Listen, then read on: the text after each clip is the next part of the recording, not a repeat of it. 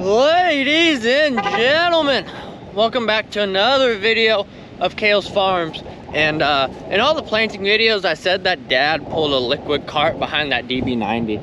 And here's the liquid cart that he pulled behind that planter.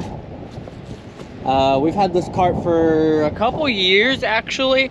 And well, we've had it long enough that when Dad bought this cart, I think it was right when John Deere first became Legacy in our hometown, and now it's Heritage tractor. So we've had it for a while, but one tractor that I have like never showed on the channel is this 4430 right here. So Grandpa bought this 4430 in, well, we bought it, I want to say last winter or last summer. Whenever we bought the DB60s, when Grandpa bought this tractor. This is the auger tractor, and that's the only reason we own this tractor is for augers, because it has a 540 PTO shaft, which we have that little tractor right over there, and that runs the old auger. We used that tractor for a little auger, but that little auger got crashed, and we'll go over there real quick. But here's the 4430. It just sits over here. So if, oh, it stinks in here. It smells like mice. That's disgusting. But yeah, as you can tell, the headliner's all falling out of it. It needs a transmission also, or a clutch. We haven't really decided yet. I'm gonna get out of this thing because this thing stinks. But whenever it starts up, it runs and it sounds good. I might, I'll see if it has enough juice to crank or hit once maybe. Nope, she ain't gonna hit.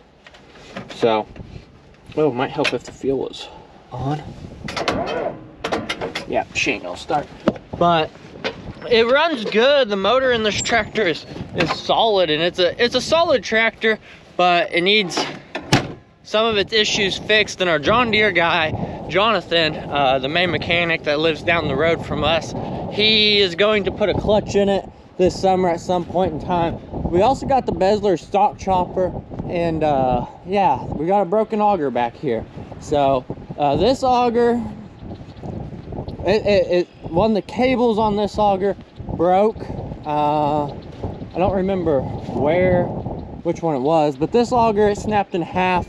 And actually, it snapped in half. Dad was over about where my truck was, waiting on a semi to come in. Oh, sorry about the wind. But waiting on a semi to come in so they could unload it, because we had that backhoe. Oh, my mind went blank. The backhoe deal. I'm just going, that's a deal now. And that's what we were using to dump into these bins. As you can see way up there, there's some marks on top of that bin. Sorry about the wind. But yep, auger is all the way up. Here's the little auger that got crashed last year. One of the employees forgot to let it down.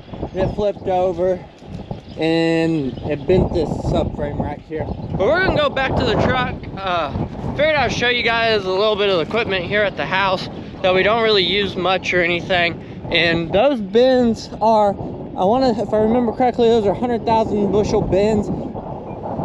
So there's 400,000 bushel of storage here at the house. And then over there, those are the liquid tanks. And I don't know how much the liquid tanks hold, but let's jump in the truck because we got a good surprise. So you might be wondering, Kale, what is the surprise that you got? Well, the surprise that we got is we burnt some brush. I'm just joking with you guys. The surprise that I got for you guys, let's walk out here a ways, is got corn up. Look at the little guy. So all the corn out here in this field, don't mind the crooked rows right here. DB90 is hard to turn around, but this whole field is sprouted, which is amazing. Grandpa's is sprouted. Palmer's place is up. The field, the other side of this field, it's up. So a lot of our corn is coming up, which is amazing. I was so worried that with our dry conditions that wouldn't happen. We're getting back in the truck because it's windy. But with our dry conditions, me and Grandpa were both worried that corn was not going to come up at all. So we are very glad that the corn has decided to come up and we have enough moisture.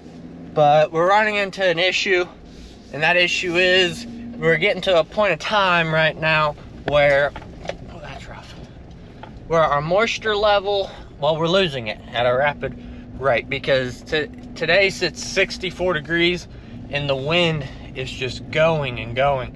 And then I also got another surprise for you guys. So let me stop right here from the highway and walk over. So you might be wondering, Kale, what's the other surprise? Well, the other surprise for you guys is we're in this wheat field.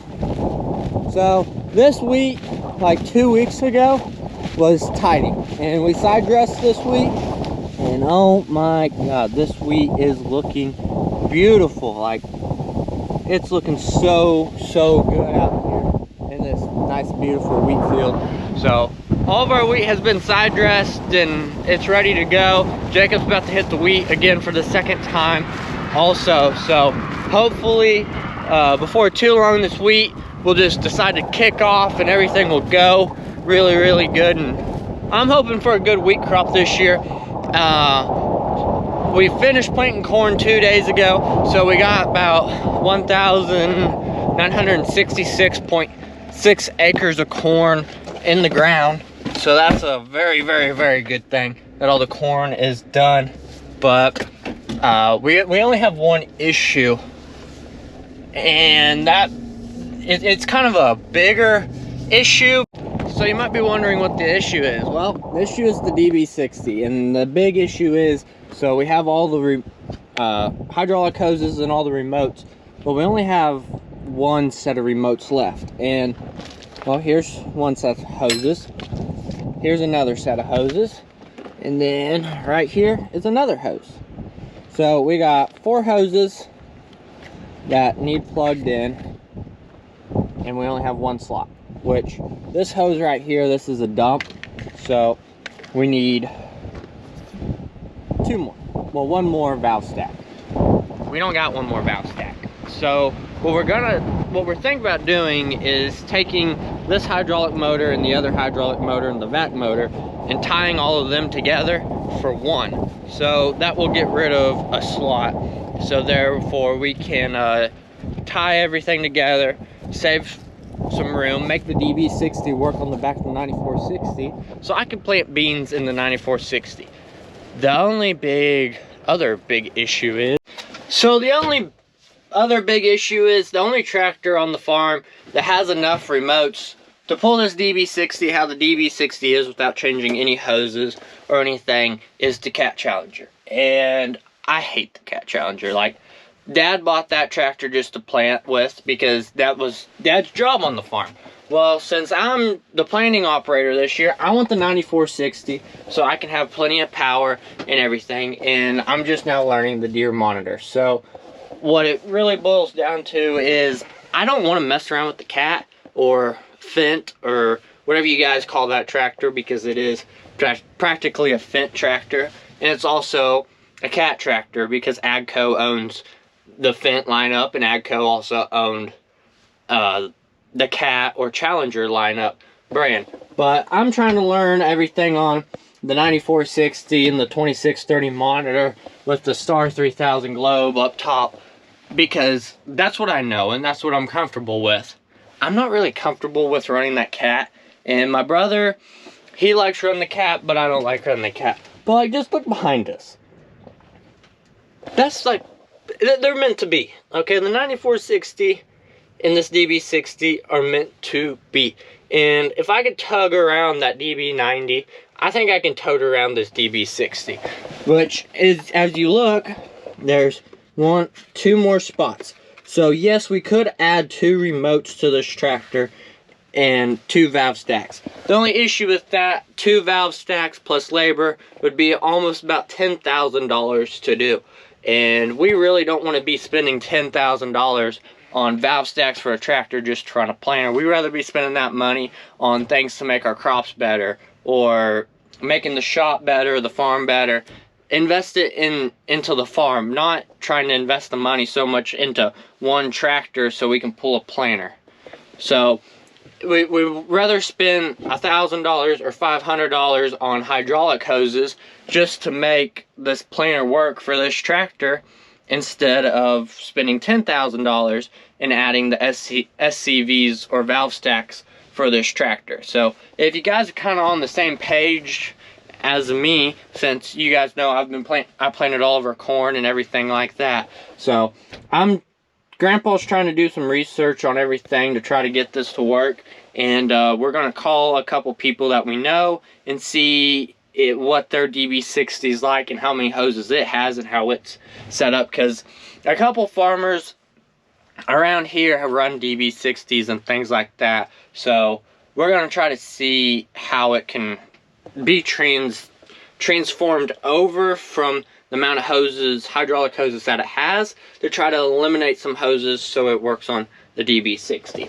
And another thing is, we already have the planter box in here, which this is the controller for the shutoff for the DB90. So left was 1 through 12, and then center was 12 through 24, and then right was 24 through 36 rows. So that kind of sums it up. And with soybeans, like, I know you might be thinking, Cale, the 9460 is overkill for soybeans.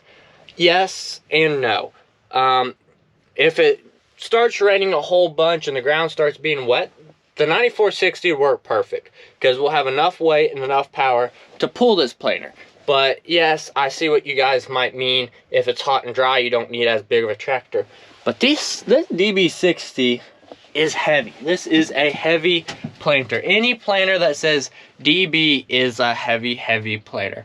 So that's my little thoughts on this planting setup and everything like this. And the yard up at the shop needs mowed. Yes, I know. But let's hop back in the truck. So I went around to all the farms, and all the farms that were planted, like Monday to Wednesday, all the corn is sprouted. And then Wednesday through Thursday, corn hasn't came up yet, because this field right here, it was planted Wednesday and it's up.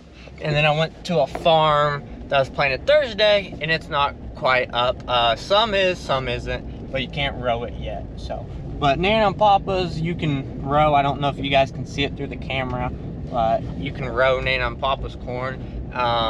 We're getting ready for beans, so hopefully the bean year works out great. And then we're gonna be in Texarkana in about 7 to 8 weeks, so we're heading back south. We're gonna go visit some friends down there, and we'll make some southern farming content for you guys also. So I hope you guys, if you guys are interested in that, I hope you guys wanna see. And then in May, we're buying a tractor, hopefully. So stay tuned if you guys want to see what tractor I'm gonna buy. If you guys follow me on Instagram, you will get to see the tractor I buy before the video on YouTube will come out. But the tractor is coming from Iola, Kansas, and I can't really give it away, but it's a classic tractor. It's not a Soundguard series. So if you guys know what Soundguard series are, it's not a Soundguard series, but I will say that it's a very nice tractor, but it needs some work for the deal that I got on the tractor. So that's it for today's video, guys. Make sure to like and subscribe. And I'm following some slow guy with a razor on his trailer, but make sure to like and subscribe. Let's try to get to 500 subs before May, if we can do that. And make sure to smash that thumbs up button, because my videos need love too. So I will see you guys in the next one.